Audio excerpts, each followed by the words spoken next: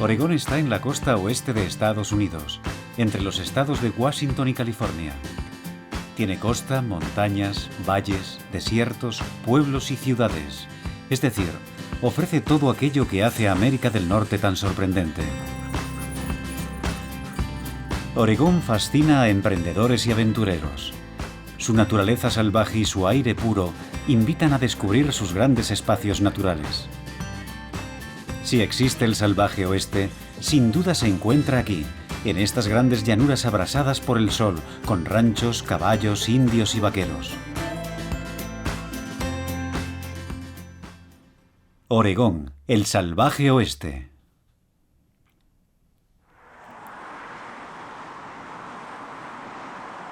Los habitantes de Oregón a menudo sufrían cuando comparaban a su estado con la vecina California, pero actualmente se ha convertido en uno de los sitios favoritos de los estadounidenses. La ciudad más grande es Portland, un lugar histórico y a la vez en constante cambio. La ribera del río Willamette es un buen ejemplo. Hay más parques y jardines que autovías. Cada vez se oye decir más que Portland es el secreto mejor guardado del oeste americano. Cuenta con las ventajas culturales de una gran ciudad, pero sin sus inconvenientes, y además sigue siendo asequible.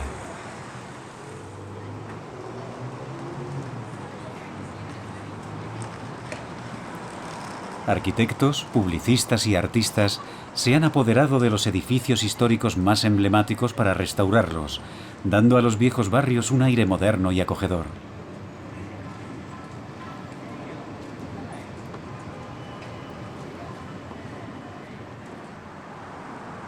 Aquí también proliferan los edificios nuevos, pero la ciudad sigue siendo profundamente epicúrea. Los antiguos bancos se han convertido en hoteles y los talleres abandonados en tiendas comestibles y bares.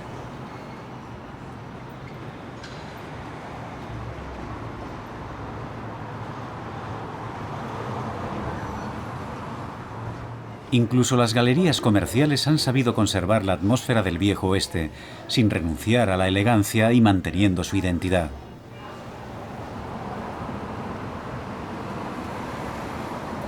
El arte está por todas partes.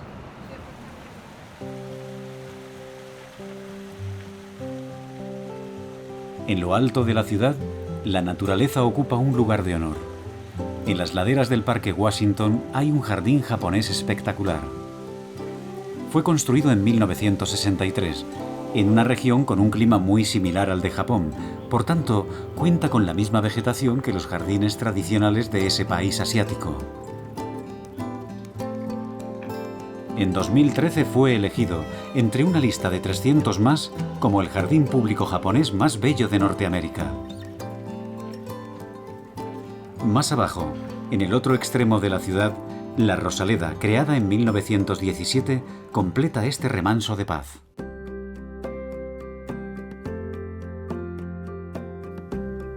A principios de otoño, la cumbre del emblemático volcán Monte Hood, de 3.400 metros de altitud, apenas tiene nieve. Solo quedan algunas lenguas glaciares. Su última erupción, considerada menor, se produjo en 1907. El Monte Hood es un símbolo de la región y en invierno se convierte en una estación de esquí. Hacia el este, a lo largo del río Columbia, la vegetación se torna árida. Los campos están secos a causa del sol que ha brillado todo el verano sin ver ni una gota de lluvia.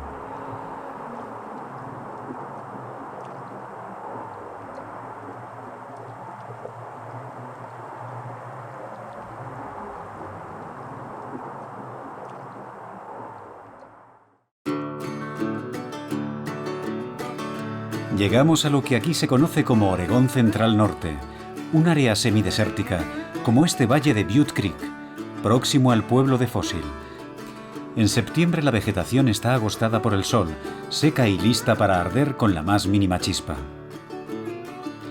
Los granjeros riegan algunos campos para poder alimentar a las vacas y a los caballos. En estas colinas y llanuras hay ranchos inmensos, como el de los Wilson. La familia de Phil, el patriarca, se instaló aquí hace un siglo. Su rancho tiene 3.600 hectáreas, en las que cría principalmente vacas, pero también toros.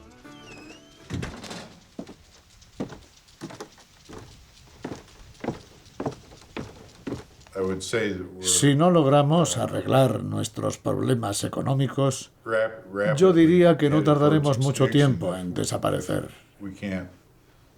Y eso por no hablar de las nuevas leyes y regulaciones que nuestro gobierno no deja de imponernos.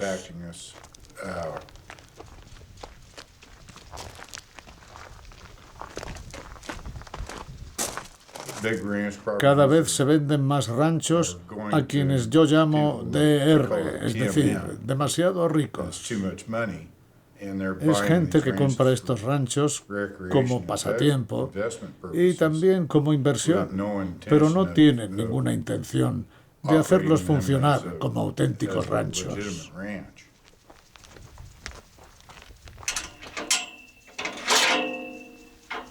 Phil tiene más de 80 años y hasta no hace mucho tiempo pasaba gran parte de su vida subido a un caballo. Una buena silla de montar comienza por el arzón, que es una estructura arqueada sobre la que se fijan las diferentes capas de cuero y que une los brazos del fuste de la silla. Así que hace falta un buen arzón, es decir, una buena base que se adapte bien al caballo. Esta que tengo aquí es una silla de montar que hicieron para mí hace unos cuantos años. Lleva el mismo arzón que se suele utilizar para montar a los caballos broncos.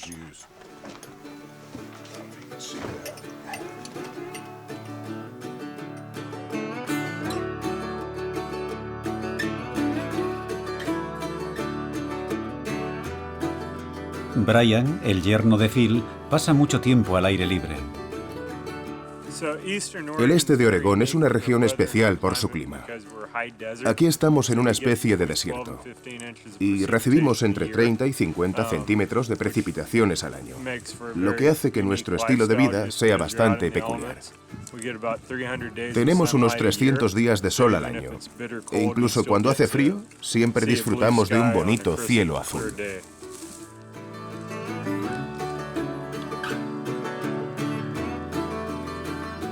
Brian debe vigilar el ganado y moverlo de unos pastos a otros. Hoy tiene que recoger unos novillos que llevan 10 días detrás de la colina, en un recinto cercano al rancho.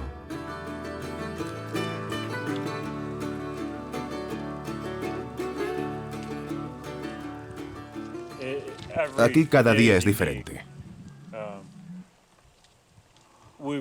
Trasladamos al ganado según la cantidad de pasto que haya. Generalmente los movemos cada 10 días.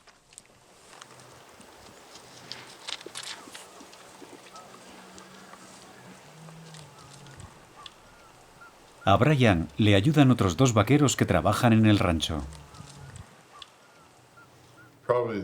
En lo que al clima se refiere, lo más duro son los extremos, tanto las sequías como las inundaciones o las tormentas repentinas, las bajas temperaturas y las heladas.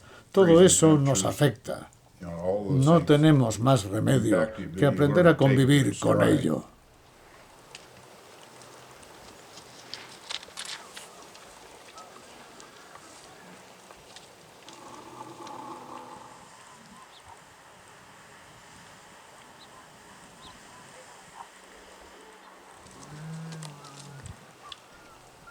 Incluso en el país de los cowboys hay carreteras nacionales con tráfico, otro peligro ante el que hay que estar siempre alerta.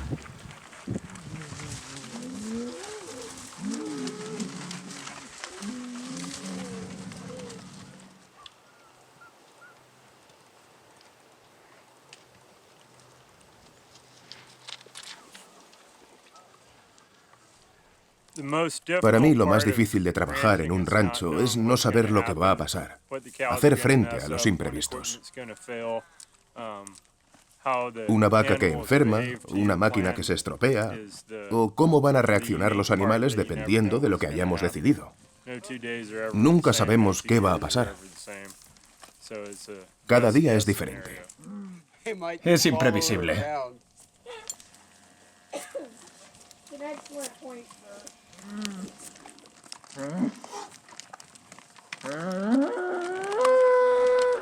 Llevan a las reses a otro prado, en el que pasarán al menos una semana.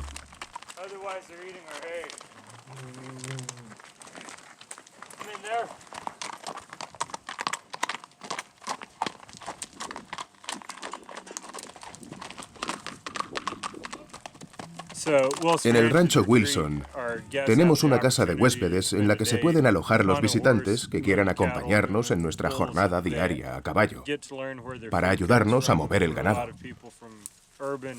Aquí les enseñamos de dónde sale la carne que comen, porque la mayoría de la gente de la gran ciudad rara vez tiene la oportunidad de vivir esto.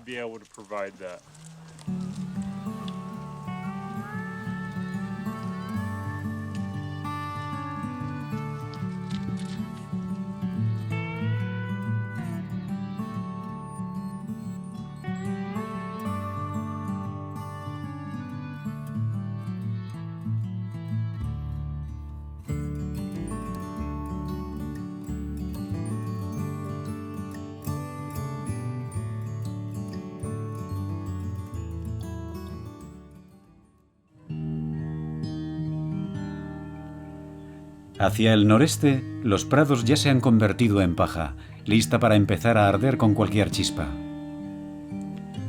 Los incendios, espectaculares y en ocasiones incontrolables, pueden arrasar cordilleras enteras.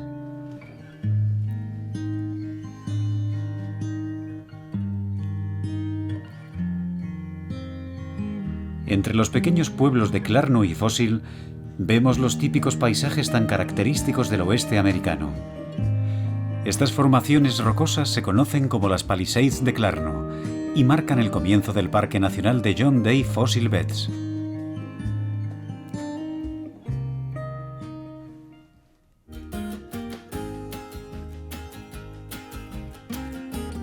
A mediados de septiembre, un evento atrae a gente de todo el país hasta la pequeña ciudad de Pendleton.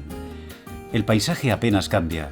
Los campos amarillos, con algunas manchas verdes, se extienden hasta donde alcanza la vista.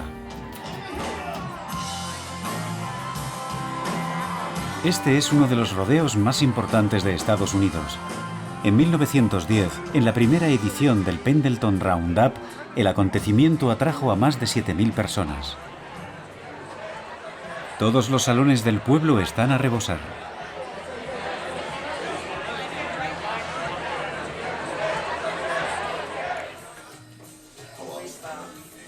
La sombrerería permanece abierta hasta bien entrada la noche. No estaría bien asistir al rodeo sin un auténtico sombrero vaquero. Aquí los hacen a medida.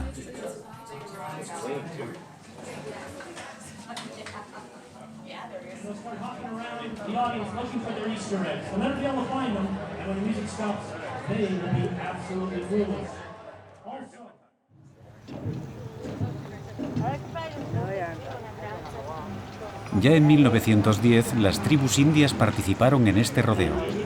Los nativos de esta región, en particular la tribu de los Umatilla Cayuse y los Walla Walla, participan en el concurso de danzas tradicionales, pero todos los pueblos indios del noreste viajan hasta aquí para reunirse.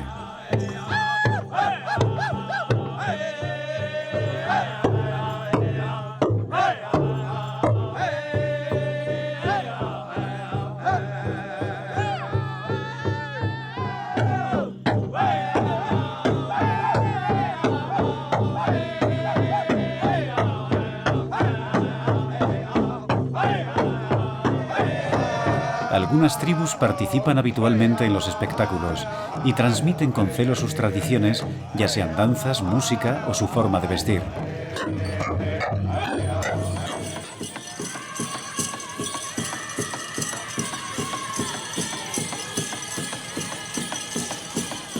Durante el rodeo, el concurso de baile se lleva a cabo por categorías de edad. El jurado está formado por los grandes jefes.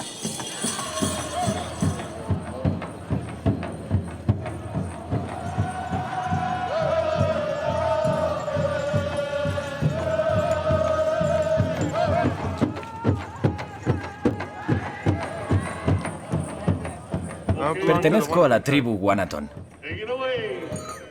¿Qué clase de danza acabáis de realizar? ¿Es algo que hacéis a menudo?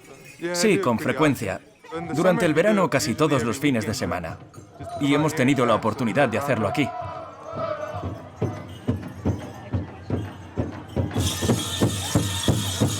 Las danzas guerreras de los jóvenes son las más espectaculares.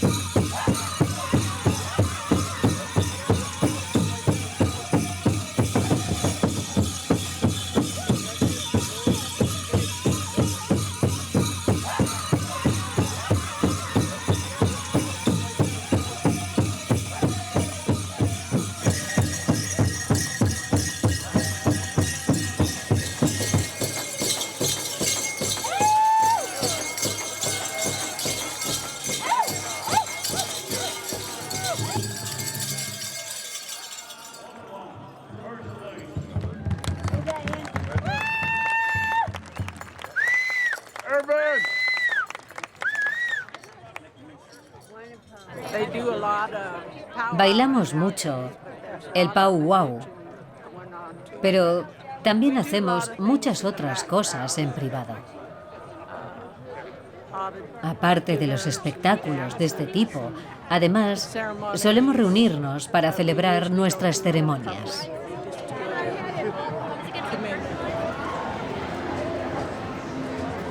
Después de varios días de pruebas clasificatorias, el sábado tiene lugar la gran final.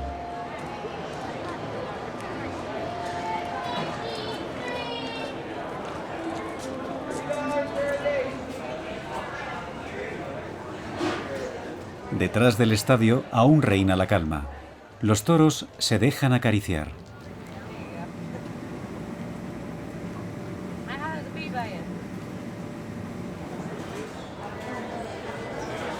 Los caballos descansan, pero enseguida entrarán en acción.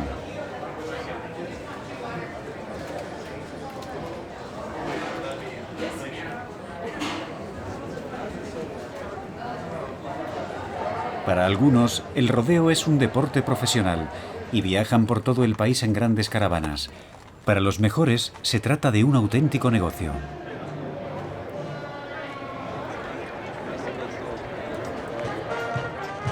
El espectáculo, que también es una competición, comienza con una fanfarria a caballo.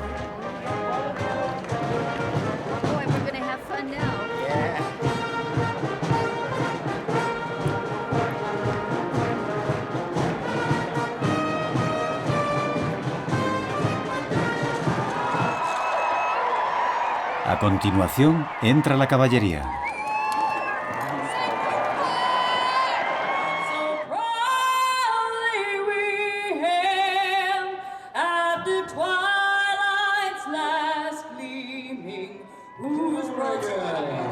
Queen Tendra, una reina de la belleza 100% vaquera, es una de las más aclamadas. Pero no nos engañemos, tanto ella como sus compañeras son amazonas consumadas.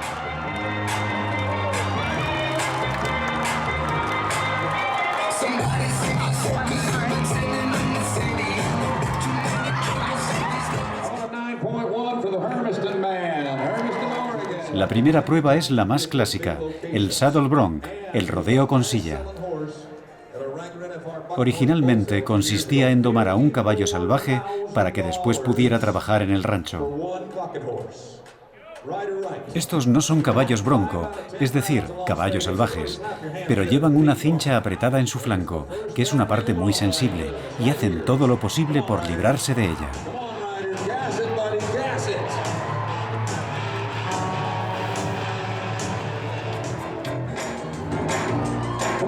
El vaquero debe aguantar 8 segundos montado. Solo le está permitido sujetarse a la silla con una mano. La otra no debe tocar ni la silla ni el caballo. Los jueces puntúan el estilo del vaquero y del caballo. La Indian Race también fascina a los espectadores. Es una carrera de relevos reservada a los indios, que montan a pelo, por supuesto.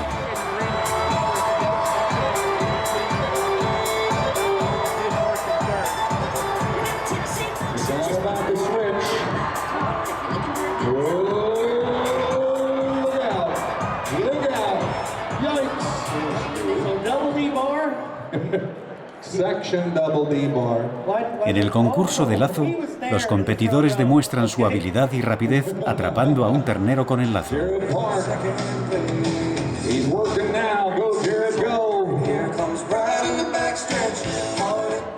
Nosotros no queremos hacer rodeos.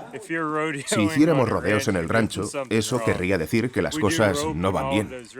Solemos utilizar el lazo de diferentes formas, algo que se ha convertido en una disciplina. Pero si hiciéramos rodeos, significaría que hemos tenido una mala temporada. Pero muchas de las disciplinas del rodeo están inspiradas en la vida en los ranchos. La monta a pelo es otro de los grandes momentos del rodeo. Los vaqueros montan sin silla, solo con una cincha para sostenerse y siempre con una sola mano.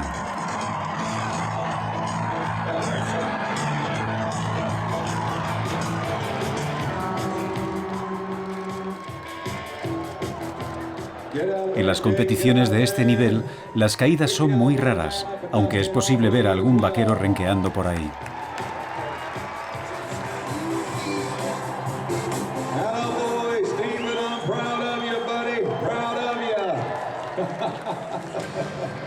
Otra disciplina que se inspira en el trabajo en los ranchos es el concurso de lazo por equipos, formados por dos vaqueros.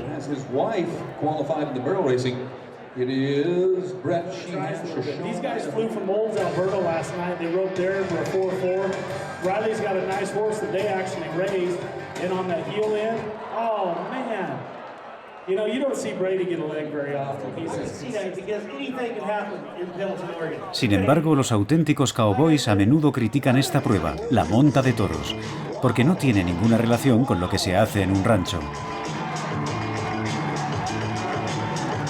El vaquero tiene que mantenerse con tan solo una cuerda sobre un toro para intentar alcanzar el famoso umbral de los 8 segundos.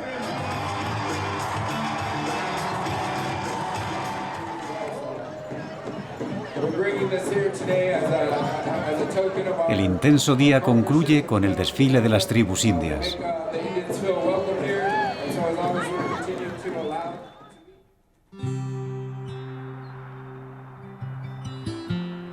Rumbo al sur, dejamos atrás las montañas azules y llegamos a Baker City, situada al este del estado. En la década de 1860 era una ciudad importante que servía de parada a las diligencias que conectaban Salt City y Portland. Fue la capital comercial del este de Oregón, sin olvidar la fiebre del oro que a tantos aventureros atrajo a la región.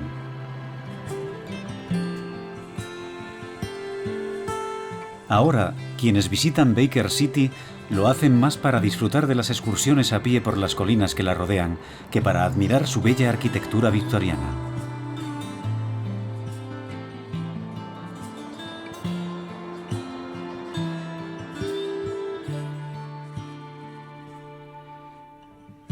En los alrededores se puede elegir entre los abundantes senderos que llegan a los lagos, coronar sus cumbres rocosas o penetrar en sus bosques de árboles resineros.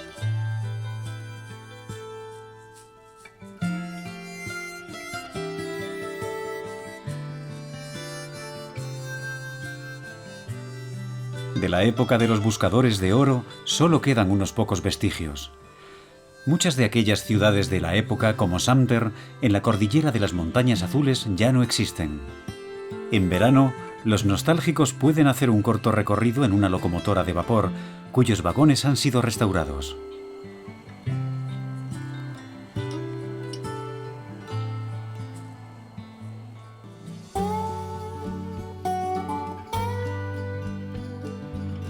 La reliquia más espectacular se encuentra en la orilla del río Powder, a pocos kilómetros de Sumter. En la época, aquí se encontraron muchos filones, y esta enorme draga es lo único que se ha conservado bien. En 1935 seguía funcionando, y dragaba toneladas de arena y piedra que se lavaban en su interior. Antes de parar definitivamente en 1954, pasaron por ella más de $4 millones en oro.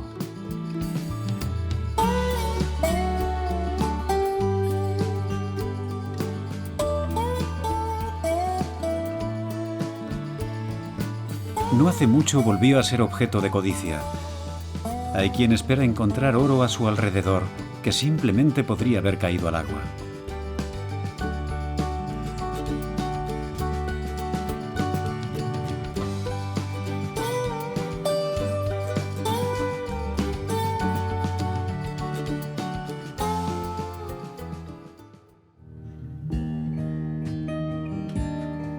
Vamos hacia el oeste y nos desviamos al sur de Fósil para conocer las colinas pintadas. Estos estratos de diferentes colores son el resultado de las erupciones volcánicas, el sol y la lluvia a lo largo de millones de años.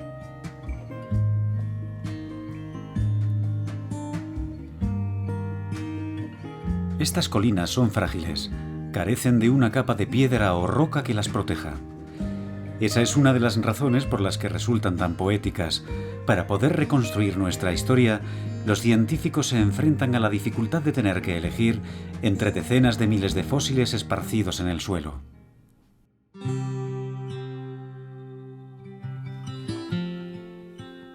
Siguiendo nuestra ruta hacia el suroeste, las diferentes fallas geológicas nos llevan al pie de la gran cordillera de las Cascadas, que atraviesa el estado de norte a sur.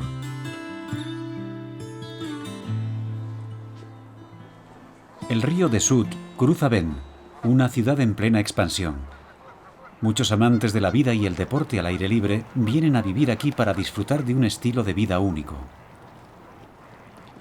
Aunque se encuentra a 1100 metros de altitud, se considera Bend un desierto elevado, con variaciones de temperatura significativas. La ciudad empezó a desarrollarse a comienzos del siglo XX, gracias al auge de la industria maderera. En el distrito del Viejo Molino han transformado un antiguo edificio industrial en un atractivo centro público. Aquí estaban los dos aserraderos más grandes del mundo, de los que salían enormes vigas de madera de pino.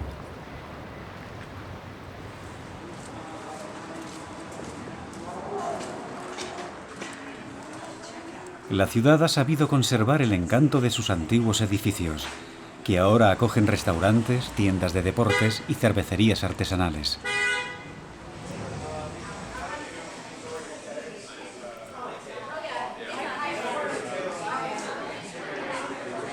Hay decenas de fábricas de cerveza que se benefician de uno de los ingredientes esenciales para su fabricación, el agua pura de las montañas, filtrada por los volcanes. En invierno, la cercana estación de esquí de Mount Bachelor atrae a muchos clientes. Aquí tienes la oportunidad de elegir entre más de 20 tipos de cerveza.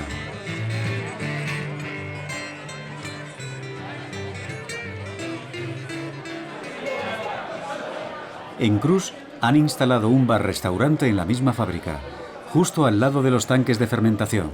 Es un éxito.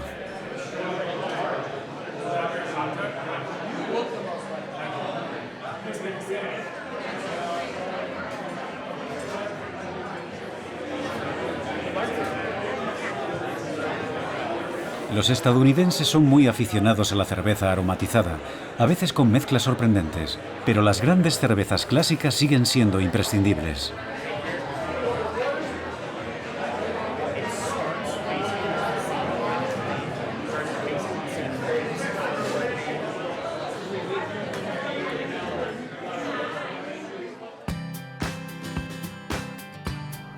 El éxito de Bend es tal que en menos de 10 años su población ha aumentado un 50%.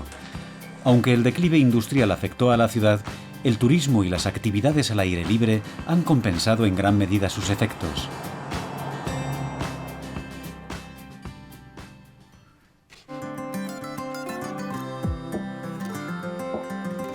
A menos de una hora en coche de Bend, Mount Bachelor es una de las estaciones de esquí más grandes de Oregón. Aquí no hay ni hoteles ni cabañas, se duerme en Bend y se visita durante el día. Esta es la quinta estación de esquí más grande de Estados Unidos.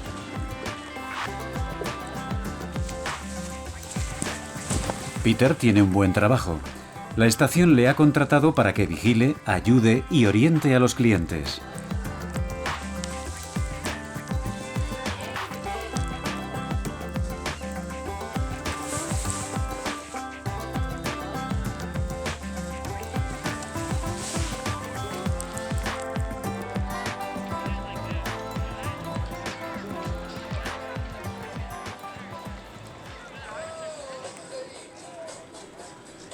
En el aparcamiento de la estación hay entusiastas de la nieve que pasan todo el invierno en caravanas y autobuses.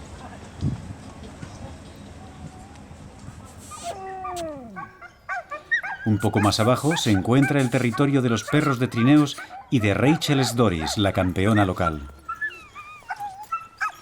A pesar de su grave discapacidad visual, Rachel ha disputado varias a Iditarod, la legendaria carrera de trineos de 1.600 kilómetros de Alaska. Aquí los visitantes disfrutan de excursiones espectaculares alrededor del volcán.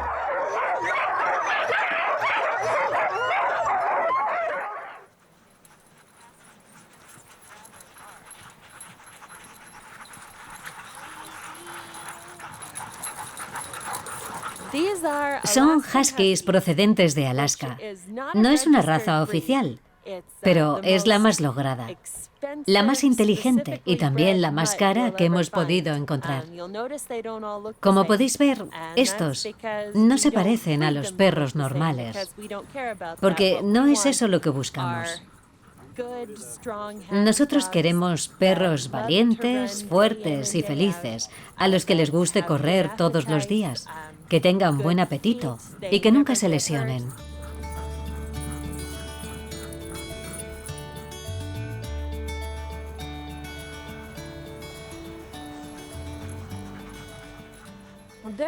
Aquí vienen muchos equipos de aficionados. La verdad es que este es un lugar magnífico para ir en un trineo tirado por perros. Aquí la nieve siempre es buena y hay muchos senderos y caminos para que los amantes de la naturaleza y de los trineos disfruten. Con la ayuda de Nicholas, su marido, se encarga de alimentar y mover a todos sus perros.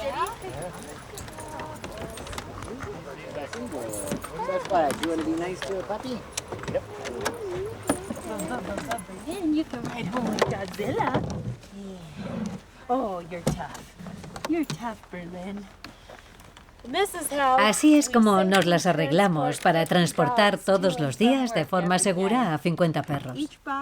Cada caja tiene el tamaño de una buena perrera. Los ponemos de dos en dos para que estén calientes y se hagan compañía.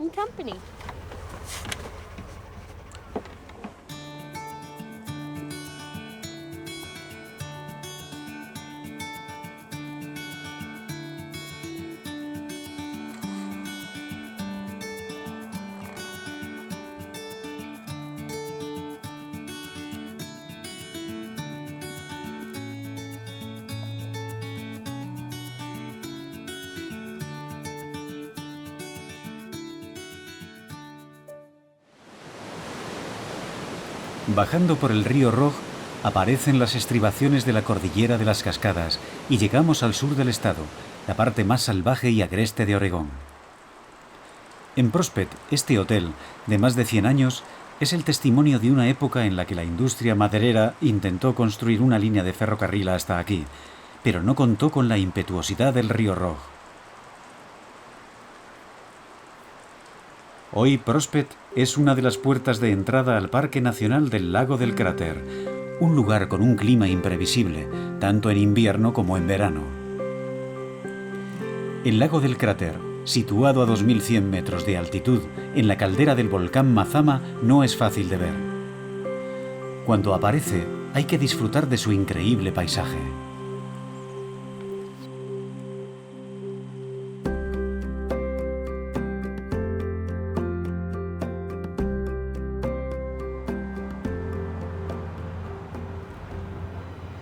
Ha llegado el momento de atravesar la cordillera de las Cascadas para llegar a la costa del Pacífico. En el camino hacia el oeste, la segunda ciudad del estado. Eugene era en 1846 una simple posta de correos. Aquí también se pueden hacer todo tipo de escapadas y es célebre por su gastronomía y los vinos de la región. En enero se celebra un evento que reúne a los amantes de las trufas y del buen vino.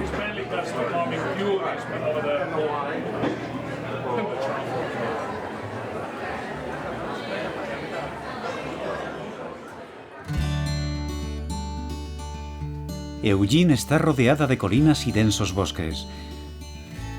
Es aquí donde comienza el Valle de Willamette, que se extiende hacia el norte, hasta Dundee. En solo 3 décadas, Willamette se ha transformado gracias a la aparición de numerosos viñedos. El cultivo de la vid en estas tierras no es tan sencillo como podría parecer. A menudo llueve y en verano se alcanzan temperaturas muy altas.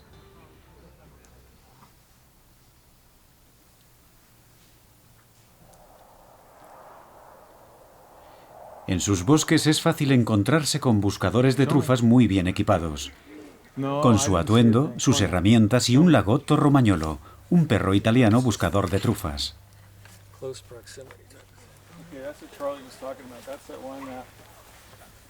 Hay que tener el ojo bien entrenado para distinguir algo que se parece a la trufa blanca, pero que está muy lejos de serlo.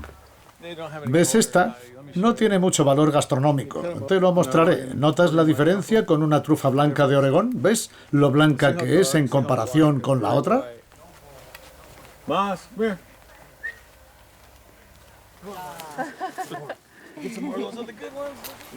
El buscador debe estar siempre alerta para evitar que su perro, que le encantan las trufas, se las coma cuando nadie lo mira.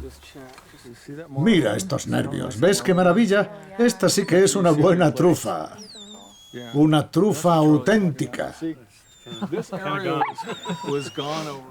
Las buenas trufas, como esta, no abundan aquí, aunque las nuevas plantaciones han conseguido que aumente el interés del público por ellas.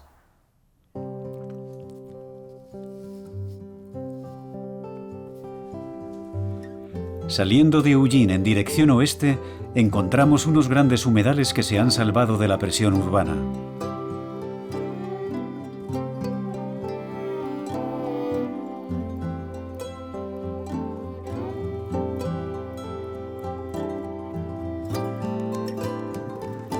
Camino de Dean Creek, siempre en dirección al Pacífico, es posible ver, con un poco de suerte, ciervos canadienses, también llamados wapitíes. En Florence, cerca de la costa del Pacífico, aguarda una sorpresa a los visitantes. Las inmensas dunas de arena se extienden tanto por la orilla del mar como por el interior. Son el resultado de millones de años de erosión del viento y la lluvia en las montañas que llegan justo hasta la costa. Protegidas por un parque nacional, las dunas y las playas han convertido a Florence en un destino muy popular. El centro de la ciudad tiene un encanto especial. A partir de Florence, en dirección al norte, la costa ofrece a menudo paisajes diferentes y espectaculares, como la playa de Esita, muy concurrida en verano. Pero es en invierno cuando mejor se puede observar a los leones marinos, una especie de otarios a la que le gusta este tipo de clima. El faro cercano también forma parte del patrimonio de la costa.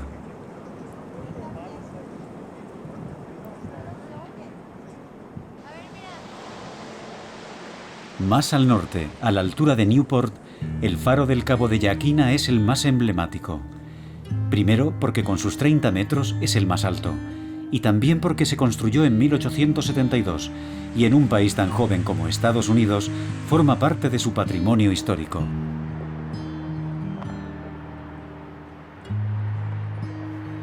Newport ha aportado mucho a Estados Unidos, pero en Oregón es la capital de la pesca del cangrejo.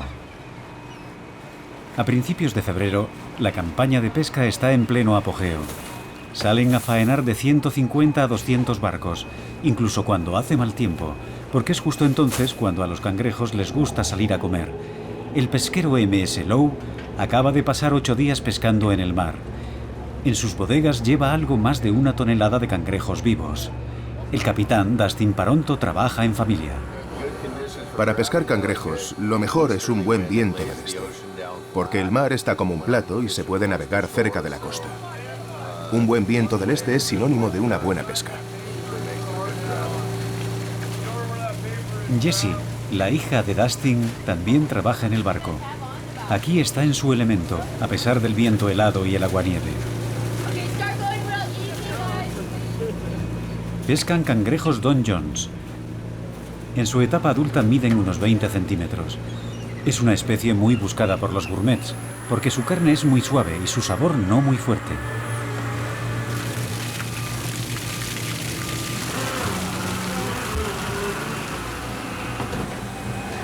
Los cangrejos son rápidamente enviados a todo el mundo.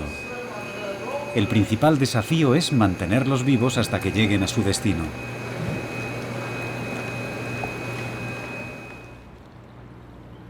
Al anochecer, los muelles del puerto se convierten en el mejor lugar para degustar los cangrejos pescados esa misma mañana. Enrique, el chef del local Ocean, los prepara al gusto del cliente.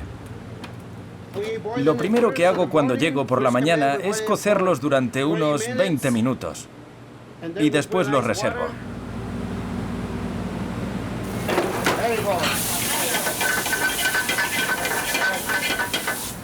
El chef prepara muchas recetas con este cangrejo, conocido popularmente como cangrejo dormilón, cuya carne es abundante y firme. Hace varios tipos de estofados, en los que el cangrejo se sirve acompañado del pescado del día, verduras tiernas y nata líquida.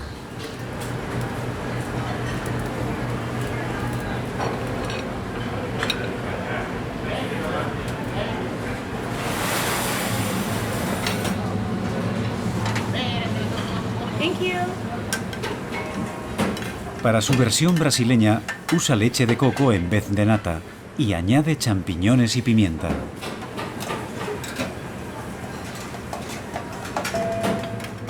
También preparamos un pastel de cangrejo, que es una de las especialidades de Newport.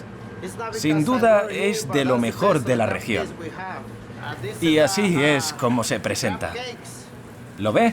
Está suave y tierno. Se ve lo tierno que está. Mire, lleva pimienta roja, apio, cebolla, huevos y mayonesa, sí. Y por supuesto, el inevitable sándwich.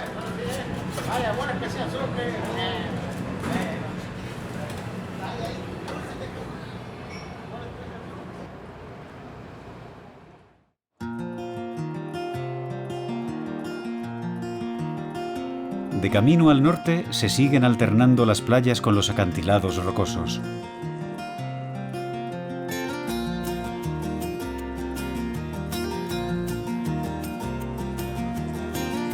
En verano, todos estos centros turísticos hacen las delicias de los turistas, en especial de los que vienen del vecino estado de Washington.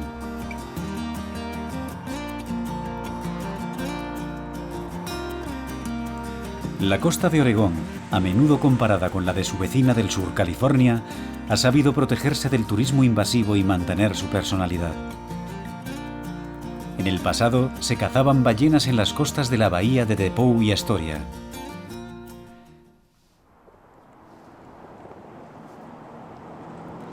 En invierno, Portland presenta un aspecto diferente. Los inviernos pueden ser duros.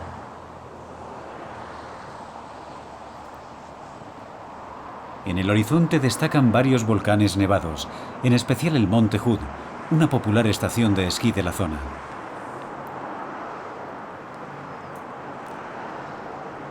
El Monte Hood, con sus 3.426 metros, es la cumbre más alta de Oregón y está a solo 100 kilómetros de Portland. En una de sus laderas hay un hotel legendario, el Timberline Lodge. Por las tardes la nieve y la niebla hacen que el lugar resulte aún más misterioso. Está en la ladera sur, a 1.800 metros de altitud, en el mismo lugar en el que antaño había un refugio de montaña.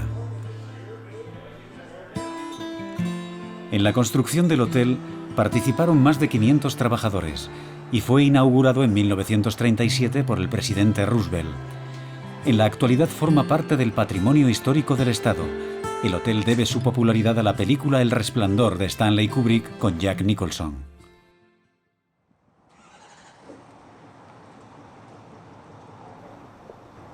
Descendiendo del Monte Hood, llegamos a la garganta del río Columbia, que atraviesa todo el estado de este a oeste. En un tramo de 100 de kilómetros, el río discurre por un inmenso cañón. En invierno, tras las intensas nevadas en las montañas, las cascadas son espectaculares. Las cataratas de Multnomah son las más llamativas del valle. Con 190 metros de altura y 30 de ancho, es uno de los lugares emblemáticos de Oregón.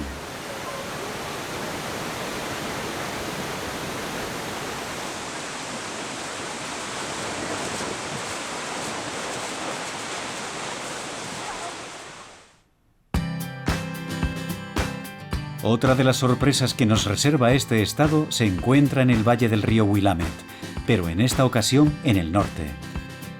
A tan solo 1 hora de coche de Portland, los viñedos han transformado las colinas que rodean a Dundee.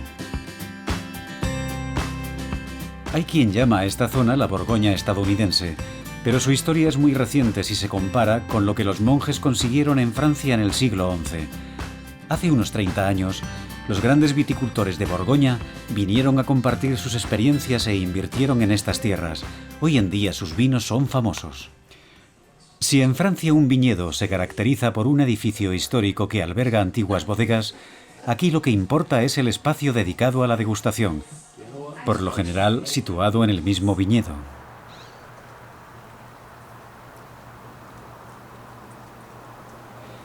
Entre esos aventureros franceses, Louis-Michel Lille-Belair, propietario del Château de Vaux en Borgoña, se asoció con Mark Tarlow para fabricar Chapter 24. Este experto en Pinot Noir está ahora muy solicitado.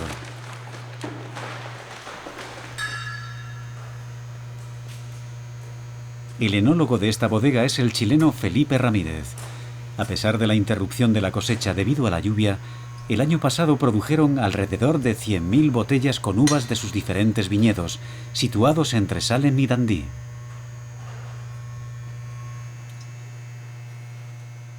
Este es un Chardonnay que procede de Black Walnut, que es un viñedo bastante prometedor en las colinas de Dundee. Allí el suelo es volcánico y profundo, en absoluto pedregoso. Además, la tierra está muy aireada. Las uvas de este caldo se vendimieron hace una semana.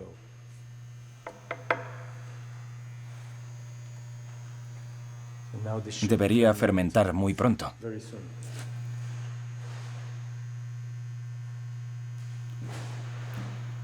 Dependiendo de las denominaciones, los grandes vinos cuestan entre 60 y 100 euros. Hay que decir que se trata de una apuesta importante, ya que no dudaron en replantar parcelas enteras en las colinas de Salem. Aquí destaca el Pinot Noir, sin ninguna duda, pero estoy seguro de que la próxima estrella podría ser el Chardonnay. Cada día hay más y más viñedos que producen un buen Chardonnay, especialmente en suelos rocosos. Sí, sobre todo se cultiva Pinot Noir y Chardonnay.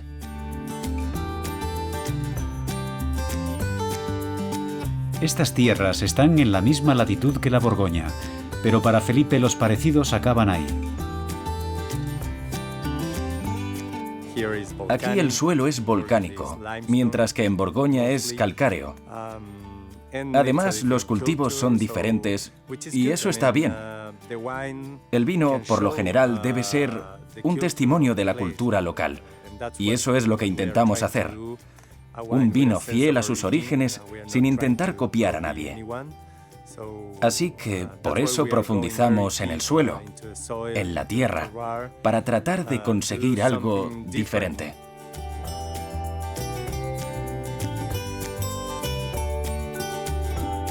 En las colinas de Dundee, la bodega tiene un hotel con una sala de degustación. El turismo enológico empieza a tomar forma y a rivalizar con los vinos californianos del sur.